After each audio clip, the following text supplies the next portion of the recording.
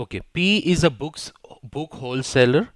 On each sale, commission of 4% is payable to the selling agent. The following information is available in respect of total inventories of three of his most popular titles at this financial year end. तो इसकी तीन type की inventory है. जो भी inventory का नाम है, हेनरी, जेन, जॉन, ओके, ये एक्चुअली पर्सन्स हैं जिन्होंने इन्वेंट्री आई थिंक सेल की है. ओके, अब इन इन्वेंट्रीज की जो कॉस्ट है वो दी हुई है. पहले की कॉस्ट है 2280, सेकंड की है 4080, थर्ड की है 1280. ये तो होगी कॉस्ट्स. फाइंड क्या करना है? What is the total value of these inventories in pennies statement of financial position. Inventory का क्वेश्चन है, ये IS2 इन्वेंट्रीज को टेस्ट करना चाह रहा है. अच्छा, जब हम इन्वेंट्रीज को रिपोर्ट करते हैं बैलेंस शीट में तो क्या रूल होता है उसका? Very good, lower of cost और NRV. कॉस्ट दी हुई है हमारे पास, NRV हमने कैलकुलेट करना है. NRV कैसे कैलकुलेट करते हैं? वेरी गुड, NRV होता है net realisable value, estimated selling price minus further cost of sales या फर्दर कॉस्ट ऑफ सेलिंग. ठीक हो गया. अब NRV कैलकुलेट करते हैं फर्स्ट ऑफ ऑल. अब यहाँ पर सेलिंग प्राइसेस दी हुई हैं. अच्छा, इसको ऐसे कर लेते हैं, sales price and NRV.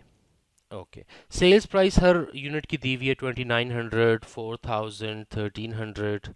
Okay, इसके बाद कोई फर्दर कॉस्ट ऑफ सेलिंग है इस क्वेश्चन में या नहीं? क्या आइडिया? होगी. क्यों होगी? क्योंकि ये आप अपने सेल्स एजेंट को कमीशन पे कर रहे हो. आप सेल्स एजेंट को कमीशन क्यों पे करते हो? क्योंकि आप सेल्स एजेंट को कहते हो जितनी ज़्यादा आप सेल्स करोगे उतना ज़्यादा मैं आपको कमीशन पे करूँगा. तो ये क्या है, 4% कमीशन पे हो रहा है, तो 0.04. तो ये जो 2900 की सेल्स हुई है इसके लिए हमने 116 का फर्दर कॉस्ट इनकर की है कमीशंस में. Same goes for the other two. अब NRV कैलकुलेट करते हैं, sales minus further cost of selling. तो ये हमारे पास आ गया.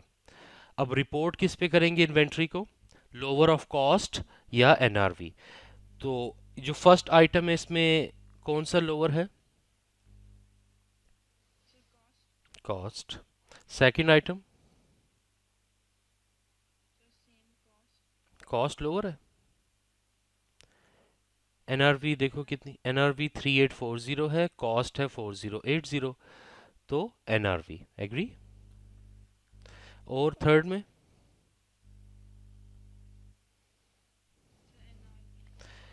में है NRV 1248. यस, टोटल कर लेते हैं.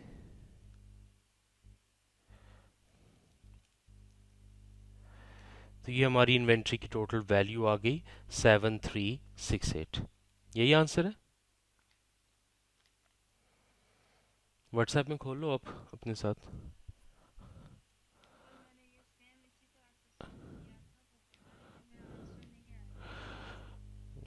ये आपने कमीशन भी माइनस किया था NRV कैलकुलेट करने के लिए, तो फिर क्यों नहीं आया?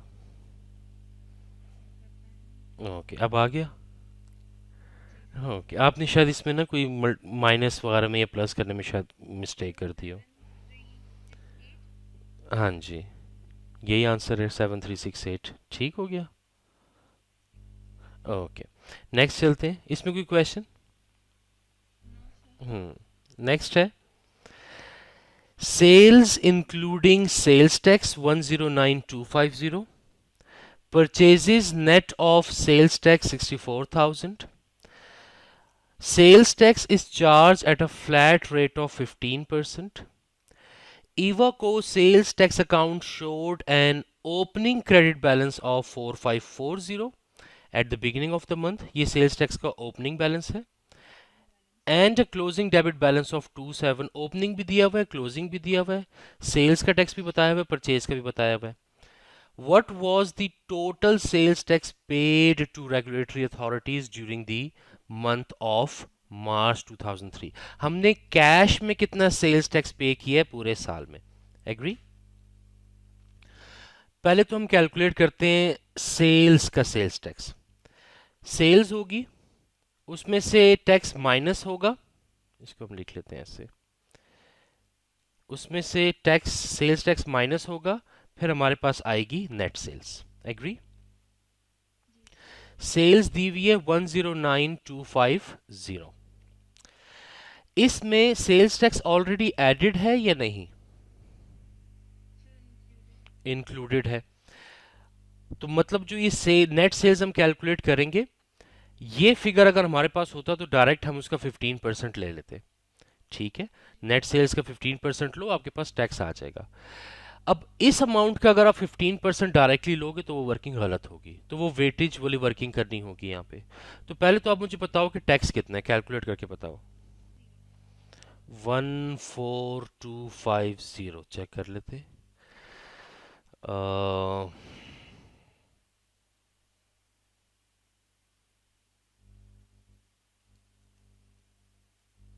बिल्कुल ठीक है, क्योंकि ये सेल्स टैक्स जो ये नेट सेल्स है ये 100% होगी। इसको परसेंटेज कर लेते हैं, एक सेकेंड।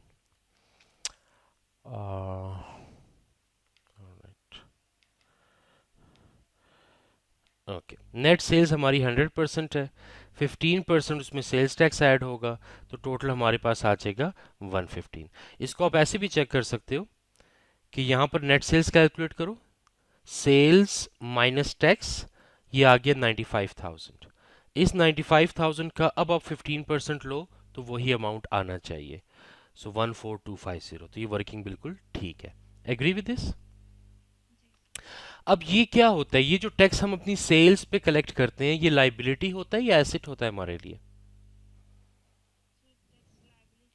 टैक्स लाइबिलिटी, क्योंकि इसको हम कहते हैं आउटपुट, आउटपुट वैट या आउटपुट टैक्स, और ये हमारी लाइबिलिटी होता है, हमने पे करना होता है। बिल्कुल ठीक है। परचेजेस की सिचुएशन देख लेते हैं, purchases tax and net purchases. अब यहाँ इनकी मेहरबानी है कि इन्होंने हमें डायरेक्टली नेट परचेजेस दी हुई हैं 64,000, इसमें टैक्स शामिल नहीं है, तो शामिल कर लेते हैं 64 इंटू 15%, ये आ गया 9,600। तो परचेजेस प्लस टैक्स जो हमारे पास होगा वो होगा 73,600 इंक्लूसिव ऑफ सेल्स टैक्स।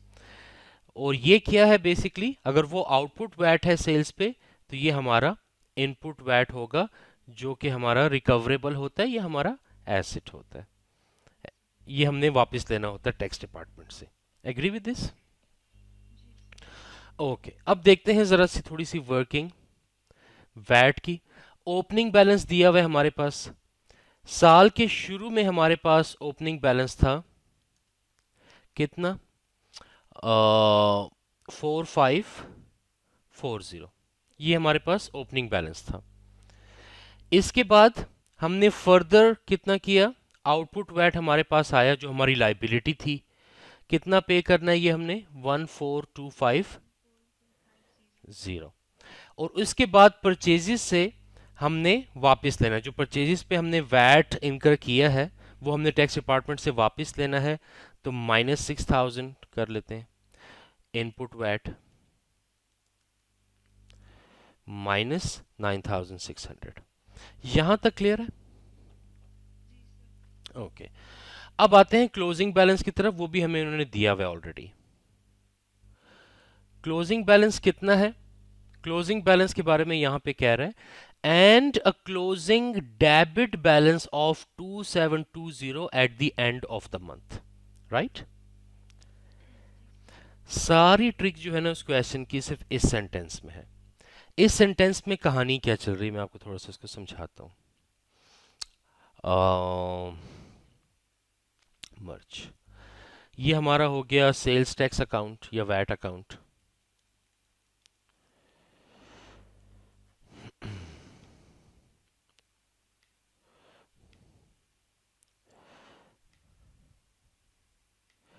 अब सेल्स टैक्स जो है यूजुअली हमारा लाइबिलिटी अकाउंट होता है, तो उसका ओपनिंग बैलेंस आता है क्रेडिट साइड पे।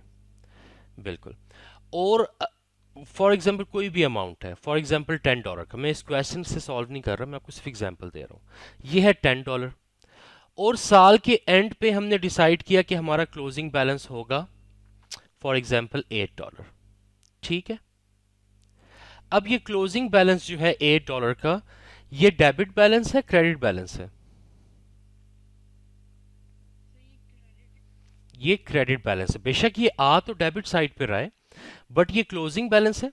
तो अगला साल जब हम स्टार्ट करेंगे तो यही क्लोजिंग बैलेंस जो है अगले साल में आएगा इस साइड पे, क्रेडिट साइड पे। तो ये बेशक लिखा जरूर हुआ है डेबिट साइड पे, बट ये डेबिट बैलेंस नहीं है, ये हमारा क्रेडिट बैलेंस है, क्योंकि अगले साल इसने क्रेडिट साइड पे आना है। एग्री? Okay, very good. अब यहां पर देखते हैं, and a closing debit balance of 2720 at the end of the month. ठीक है, अब यही जो वर्किंग मैंने की है ना, इसको हम ये सेल्स टैक्स अकाउंट में लेके आते हैं। पहले ओपनिंग बैलेंस, ओपनिंग बैलेंस किस तरफ आएगा? क्रेडिट साइड पे। 4540। ठीक है, आउटपुट वैट जो सेल्स टैक्स पे था वो किस तरफ आएगा? क्रेडिट साइड पे आउटपुट वैट आ गया कितना? 14250। इनपुट वैट किस तरफ आएगा? परचेजेस पे जो होता है, तो ये डेबिट साइड पे आएगा क्योंकि ये वापस लेना है टैक्स डिपार्टमेंट से। Closing balance and a closing debit balance of 2720 at the end of the month, ये क्लोजिंग बैलेंस किस तरफ आएगा? ये भी क्रेडिट साइड पे रिकॉर्ड करना चाहिए। देखो, यहां पर लिखा है कि क्लोजिंग बैलेंस 2720 का है और ये डेबिट बैलेंस है। ठीक है, आपने क्या किया? आपने इसको रिकॉर्ड किया इस तरफ, आपने इसको ऐसे रिकॉर्ड किया होगा। ठीक है, चलो, अगर आपने इसको ऐसे रिकॉर्ड कर दिया तो जब ये साल खत्म होगा, नेक्स्ट ईयर का जो यही क्लोजिंग बैलेंस नेक्स्ट ईयर में ओपनिंग बैलेंस बनेगा, तो वो किस तरफ आएगा? डेबिट साइड पे आएगा, क्रेडिट साइड पे आएगा? तो वो क्रेडिट पे आएगा as a brought forward next year का 2720। तो फिर तो ये डेबिट बैलेंस ना हुआ ना। तो इसलिए फिर क्या करना है, इसको आपने रिकॉर्ड करना है क्लोजिंग बैलेंस को भी इस तरफ 2720। अब देखो, हम जब इस अकाउंट को पहले क्लोज करते हैं, ये आ गया डेबिट साइड आ गया, सॉरी क्रेडिट साइड आ गया 21510। यही बैलेंस हमें यहाँ भी चाहिए, तो यहाँ पर हम कर लेंगे 21510 माइनस 9600। अब यहाँ पर, जी, अब यहाँ पर हम टोटल कर लेते हैं इसको, ये आ गया, सॉरी यहाँ पे कर लेते हैं। अब यहाँ पर हम देखो, अब ये क्लोजिंग बैलेंस जो है ये पिछले साल का था। अब नेक्स्ट ईयर में जब आएगा, तो नेक्स्ट ईयर में किस तरफ आएगा ओपनिंग बैलेंस? पिछले साल क्रेडिट साइड पे था, तो अब इस साल ये ओपनिंग बैलेंस इस साइड पे आएगा 2720। तो अब हमारे ये यहाँ पे रिकॉर्ड करना बिल्कुल ठीक है। ये होता क्यों एक्चुअली कि ओपनिंग और क्लोजिंग दोनों एक साइड पे आ गए, क्यों होता है? ये इसलिए होता है कि अक्सर हम क्या करते हैं, टैक्स हमारा कम होता है, पेमेंट हम ज़्यादा कर देते हैं। ठीक है, आपने 10 रुपए देने होते हैं टैक्स डिपार्टमेंट को, आप 20 रुपए दे देते हो किसी भी वजह से एडजस्टमेंट्स हमारा करने के लिए। ये चलता रहता है टैक्स डिपार्टमेंट के साथ कंपनीज का। ओके, तो आंसर चेक करो, ठीक है? Okay, clear with this? हाँ, तो अब देखो, अगर आपका यहाँ पर लिखने से नहीं आ रहा था तो फिर आप सोचते कि कोई गलती है, दूसरी तरफ लिख के भी ट्राई कर लेते, पैसे तो नहीं लगते ना ट्राई करने के।